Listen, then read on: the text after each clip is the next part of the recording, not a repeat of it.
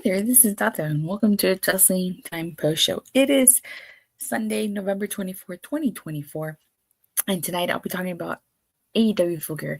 So, last night, Full Gear happened, and honestly, I felt like there was a lot of hits and misses. So, one of the things I did let's start off talking about this the TNT title match, Daniel Garcia versus Jack Perry. I thought this was a decent match. Daniel Garcia won by submission after he hit he hit two pile drivers on Jack Perry. He hit him with chops, and then he did the single leg Boston Crab, which is how he became the new TNT champion. So, I'm happy Daniel Garcia won. I know he re-signed with AEW a couple weeks ago, I think about a month ago. And so maybe this is the start of a push for Daniel Garcia. But with now that Jack Perry lost his TNT title, Okada is the only member of the Elite with gold. So we have to see what happens. But I feel like with the Bucks gone for now, and Perry just lost the title, and Okada kind of just doing his own thing, I don't think that version of the Elite is anymore. But overall, I'm happy for Daniel Garcia. And we'll see what happens with his title reign. But the feud between them was okay. I feel like not that there wasn't much, but there was some build to Jack Perry and Daniel Garcia. But I feel like the build could have been done more. Jack Perry came out with like a goat head. So that's it. Overall, happy for Daniel Garcia. All right, so we had a couple matches on 0 Hour. The first match was Deonna Purrazzo versus Anna Jay. Okay. So if you guys watch my stuff and you watch my Body Slam reviews, my TNA Impact reviews over on Body Slam, you know I'm a big Deonna Purrazzo fan. She's my favorite female wrestler of all time. They were in New York, New Jersey, which is Deonna Purrazzo's home state. I feel some type of way about the fact that she was regulated to the pre-show, and I don't need that, but she lost in her home state of New Jersey. You know what? I'm not even going to go say anything more because I'm probably going to rant if I do, but I'm just not happy over the fact that Deonna Purrazzo lost here. And the fact that she was on the pre-show, that doesn't sit well with me. I know it was her decision to go to AEW, but as a fan, I just want better booking for Deonna. I mean, she's the Virtuosa. Long may she fucking reign. Lucha, I don't know if you're watching. Shout out to you. But I was not happy with this. And that's all I'm going to say. We get a Billie Starkz interview, and basically she's talking about how this is the second chance she's been waiting for. She gets interrupted by Red Velvet, who mentions she's in the match, but she's beaten Billie Starkz before. Athena and Layla Hirsch also interrupt, and I guess this is just to promote that New Japan show that they're gonna do in January. We get a QT and Marshall interview, and he's talking about his match with Big Boom AJ. He says that AJ is worse than Bruce Springsteen, and that the best part of coming home is realizing why he left in the first place. Like just a typical heel promo.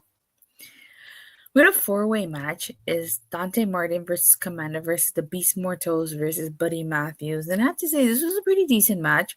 It was a fun little match. Komander doing his usual spot. I thought that was pretty cool. Buddy Matthews ended up winning this. And I was actually surprised because I thought the Beast Mortos would win, but no, Buddy Matthews won. Happy for Buddy Matthews. All right. So the last match on 0 Hour was Big Boom AJ versus QT Marshall. Now, I've never heard of these Costco guys, Big Boom AJ and his son. I've never heard of him. I had to Google him because I was not familiar with him. Apparently, he used to be a professional wrestler back in the day. But this match actually ended up being a lot better than I thought it was going to be. I thought this was going to be I don't want to say a squash match, but I thought I thought this was going to be a clusterfuck. Let's go with that.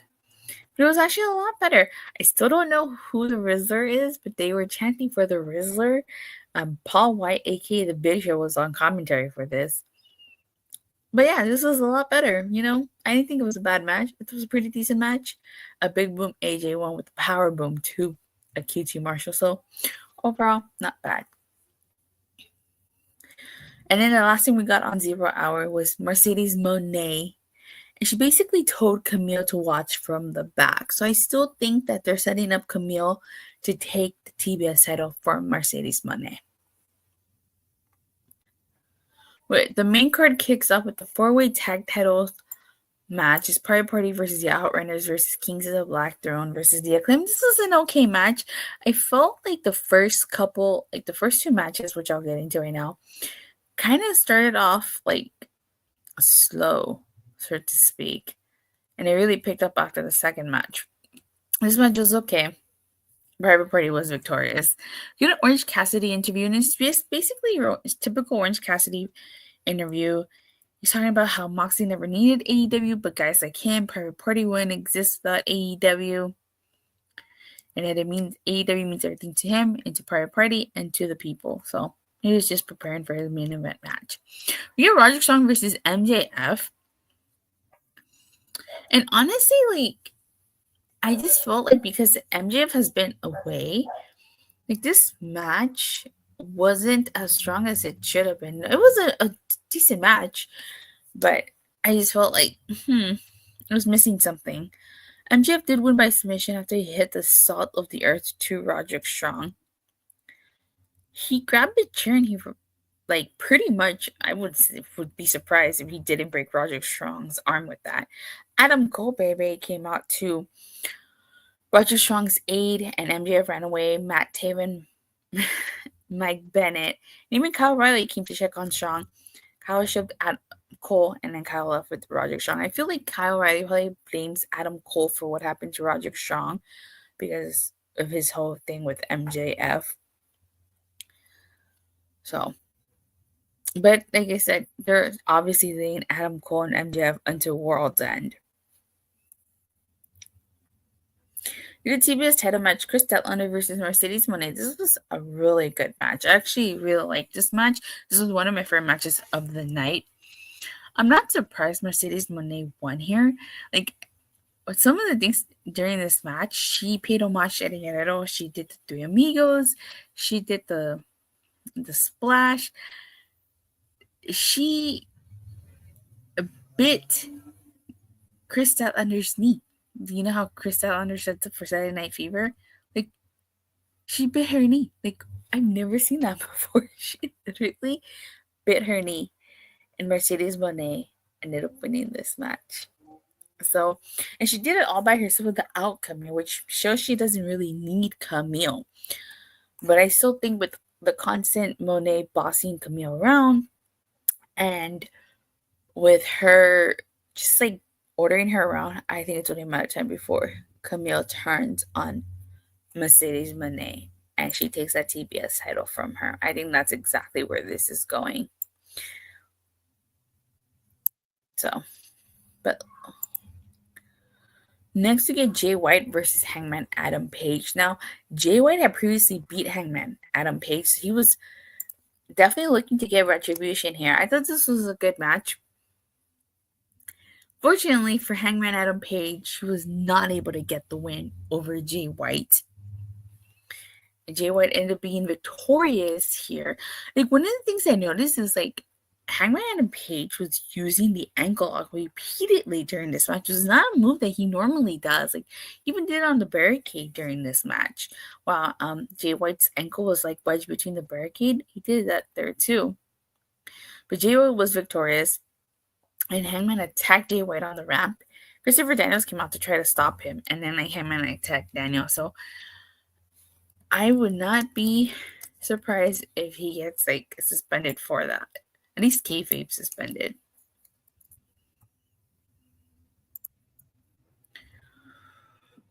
So next we get Fletcher versus Will Ospreay, which was my second favorite match of the night. This was a good match. I was hoping Kyle Fletcher would win. He really needed to win this match, and I'm really glad that he did. That brainbuster that Kyle Fletcher did to Ospreay on the turnbuckle, I was like, oh my god. That was crazy.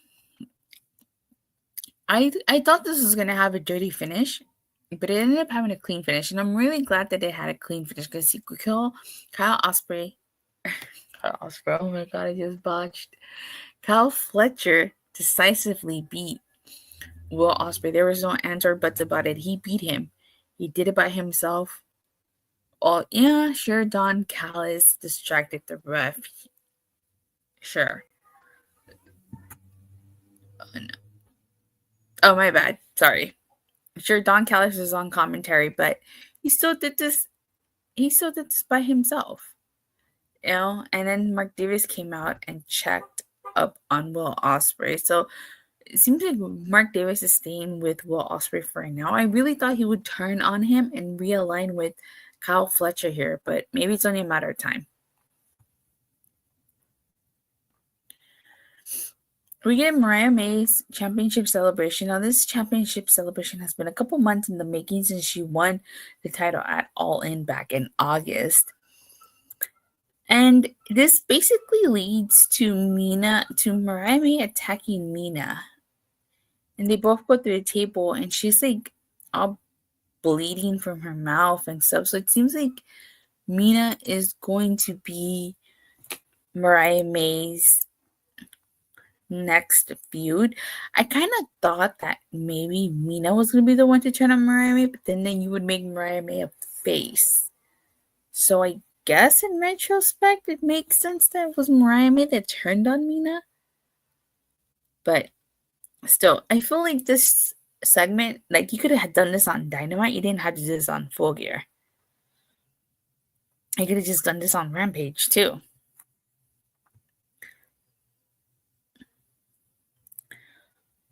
So we get the international title match as Ricochet versus Konosuke Takeshita. I kind of thought that, like, okay, like if Ricochet won here, like Konosuke Takeshita's title reign would be short, but Konosuke Takeshita ended up retaining. Decent match, honestly.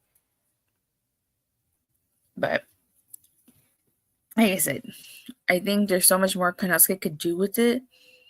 International title, I mean, I know he's defended it in different parts of the world, in different promotions, but he hasn't done much with it in AEW, so maybe hopefully he does a little bit more in AEW with that international title. But I definitely wouldn't mind seeing Konosuke Takeshita versus Ricochet again. We get Bobby Lashley versus Swerve Strickland, and I have to say, like, Bobby Lashley just, like, dominated Swerve Strickland. Yeah, Swerve Strickland got some offense, but he won with the Hurt Lock. He put Swerve Strickland to sleep with that Hurt Lock, and that's not something that happens often. So it's like this was a massive statement by Bobby Lashley. And at the end, he does a Hurt Lock to Prince Nana. So this was a really great, fantastic showing by Bobby Lashley. And the main event ends up being the AEW World Title match, Jon Moxley versus Orange Cassidy. This was an okay main event. Jon Moxley obviously won. I mean, I think everybody knew that he was going to win here.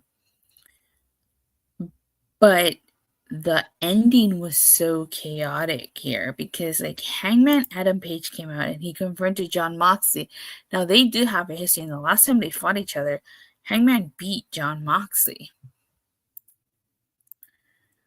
And then, like, Christian Cage was trying to cash in. Jay White stopped him with the Blade Runner. Like, I couldn't tell what that was. It was like water on Orange Cassidy. Darby Allin was driving some car. He crashes. It was just extremely chaotic. And, like, somebody came to pick up the Death Riders in a white, like, van. So maybe that's Shane, maybe it's not. Maybe we'll get our answer at World's End. I hope we get our answer at World's End, but I was not a huge fan of this ending. They were trying to do too much. I mean, I get I get it, but like it was just too much. Like they should have just attacked Orange Cassidy and then just gone to the back and left, you know. But we'll see what that whole thing with Hangman goes. But that intrigued me. That caught my attention. The fact that Hangman came out and converted John Moxley. All right, and that's it for the review. Overall, I feel like AEW Full Gear. I feel like a lot of these matches on 0 Hour really were not necessary. You could have taken maybe like one out. But it started off kind of slow. Certainly picked up the pace towards the end from like the third match onwards. I'd give this a 6.5 out of 10 because I'm not happy with the Deonna Purrazzo match. Not happy with the fact that she was regulated to the pre-show. Really, the opening match was okay. So, but with that being said, thank you guys all so much for watching and for the tuning support. Please don't forget to like and subscribe. Make sure you hit that bell so you get notified whenever I go live or release a new video. And I will be releasing because for those of you that like Power Rangers, this past Friday was the 10th anniversary of the Super Mega Force, and I think Sunday, actually today, was the 10th anniversary of the extended edition of Legendary Battles. I did do a video for the extended edition of Legendary Battle, which should be out on Tuesday, and I finally filmed my unboxing for the AEW Upper Deck blaster box, so that should be out next Tuesday. So with that being said, thank you guys all so much for watching and the continued support. Please don't forget to like and subscribe. Make sure you hit that bell so you get notified whenever I go live or release a video, and I'll see you guys tomorrow for Monday Night Raw. Bye.